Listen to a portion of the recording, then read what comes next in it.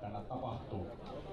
Eli kutsutaan lavalle pitemmittä puhetta paikallinen kaikille tuttu Kurkkukuningas IT-yrittäjien puheenjohtaja Reima Luukkainen. Hermannilla on esittely.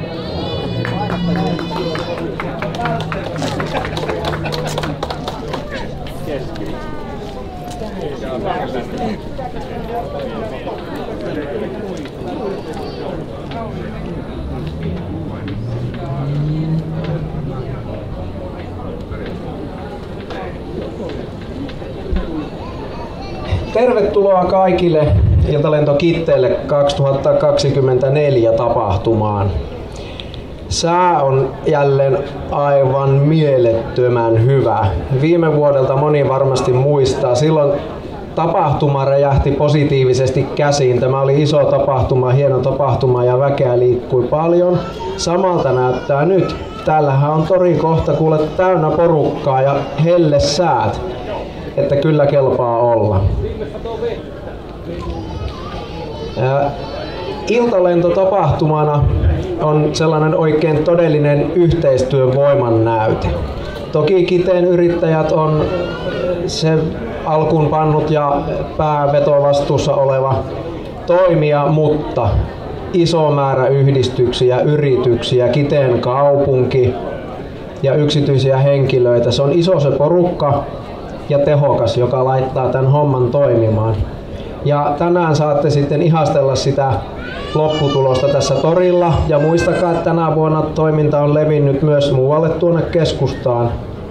Siellä on monenlaista nähtävää ja koettavaa. Siellä on moottoripyörää ja kuskia sille ja ralliautoa ja riveriaa ja tori täynnä myyjiä. Ja liikkeet, kauppaliikkeet auki ympäri Kiteen. Eli tutustukaa kaikkeen tarjontaan. Sää suosii sitä. Ja nyt sen pitemmittä puhetta pyytäisin tänne lavalle tapahtuman suojelijan maakuntajohtaja Markus Hirvosen. Tässä mietin, että pitääkö sukunimi olla Hirvonen, että saa näitä hommia vedettyä, kun Kiteetä vetää Hirvonen ja maakuntaa vetää Hirvonen, mutta hyvä näin. Ja annetaanpas Markukselle puheenvuoro. Ole hyvä. Kiitoksia ja on todella hieno olla Kiteellä ja ei olla kyllä Pekan kanssa sukulaisia ainakaan, ei tiedetä olevamme, mutta Hirvosia molemmat. Itse asiassa on ollut tänä kesänä todella paljon Kiteellä. Eniten Pohjois-Karjalan kaikista kunnista on ollut Kiteellä ja syyhän on tietenkin pesäpallo, että mulla kaksi lasta pelaa pesäpalloa ja täällä on kyllä rantakentällä vietetty paljon aikaa. Ja se on ollut aika semmonen vakiosetti, että on oltu rantakentällä ja sitten käyty tuossa Postirannassa uimassa ja vaimo on käynyt sitten kaupoilla tuossa muun muassa Marimikolla. Se on tämmönen vakiringi joka kerta sitten täällä Kiteellä. Tuossa sanoin, että Kiteellä ollaan aina loistavia isäntiä ja emäntiä. Kun tänne tulee, niin kaikki on ystävällisiä ja hymyileviä, mutta sitten on kyllä ne on ollut kentällä meille kyllä junnuille huonoja isäntiä, että joka peli on hävitty Joensuun mailalla meidän junnussa Kiteitä vastaan, että se on ollut täällä kyllä tehdään sielläkin puolella hyvää työtä kyllä junnupuolella. Mutta tänään on saanut olla pitkän päivän jo Kiteelle ja tuossa oli mulle todella iloinen tapahtuma, tuossa avattiin teille uusi lämpölaitos tuossa Arppentiellä ja se oli todella hieno tilaisuus siinä mielessä, että on upea nähdä, että Kiteellä investoidaan asioihin, uskalletaan investoida. Että tollanenkin kun investointi tehdään, niin sinähän pitää 20-30 vuotta uskoa tulevaisuuteen, että täällä riittää lämmönkäytöt ja riittää maksajan tämmöiselle laitokselle. Se usko on tietenkin vahva täällä Kiteellä ja koko maakunnassa, että täällä pärjättää ja jopa menestyksen tiellä ollaan. Jokainen investointi on suuri ilo Pohjois-Karjalan maakunnalla. Tässä on viime vuosina, niin kuin te varsinkin rajakuntana tiedätte, että Pohjois-Karjalan tilanne ei ole ollut kaikista helpoin missään nimessä. Meillä on tullut paljon iskuja johtuen Venäjän sodasta. Mutta nyt sitten on tehty paljon töitä yhdessä Kiteen kaupungin ja kuntien ja koulutuksen kanssa. Ja nyt näyttää siltä, että on menossa selkeä.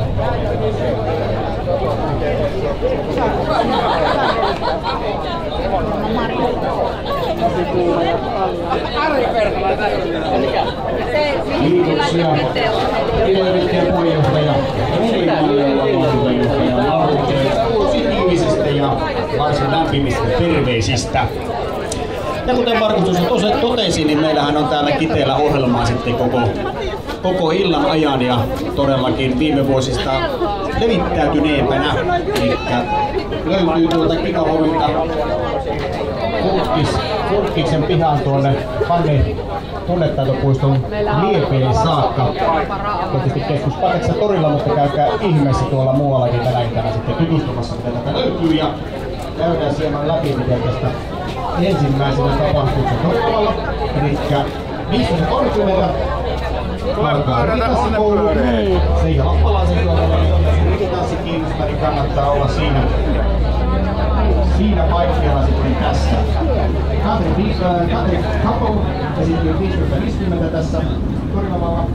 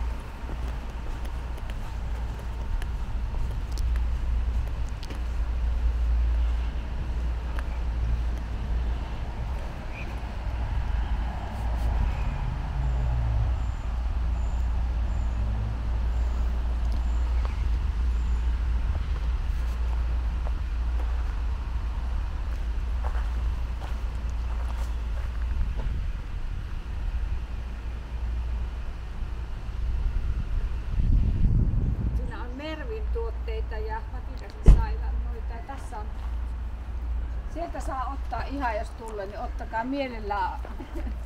Niin mä päättiinkö? Ihan niin, kaikki niin. Niin, niin ihan kaikkea. Kaikki mitä on. Ei elää sitä. Se sanoo, että hän voi tulla siihen lisseen.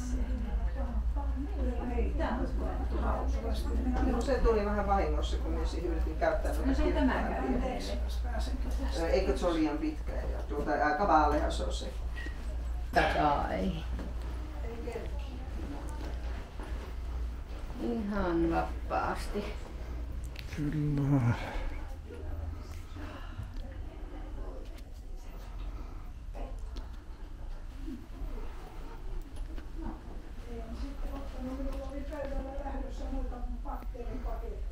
Minun mielestä suolaa on Sä et suosi ainakin näitäkin. Kyllä. Oli todellakin. Kiitos.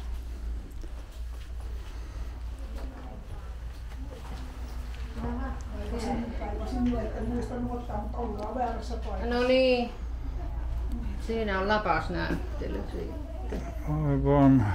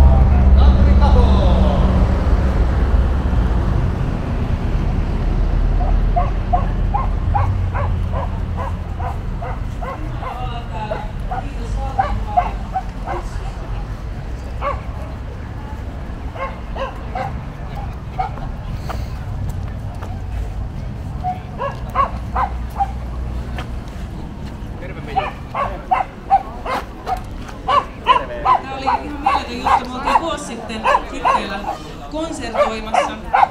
Ja sitten me käytiin paikallisessa kahvilassa ja siellä sitten meitä oikeastaan hihasta, että nyt olisi tämmöinen idea, että on tulossa Iltalento Kitteelle tapahtumaan ja me haluttaisiin teidät esiintymään ja se oli meistä ihan uskomattoman hieno juttu.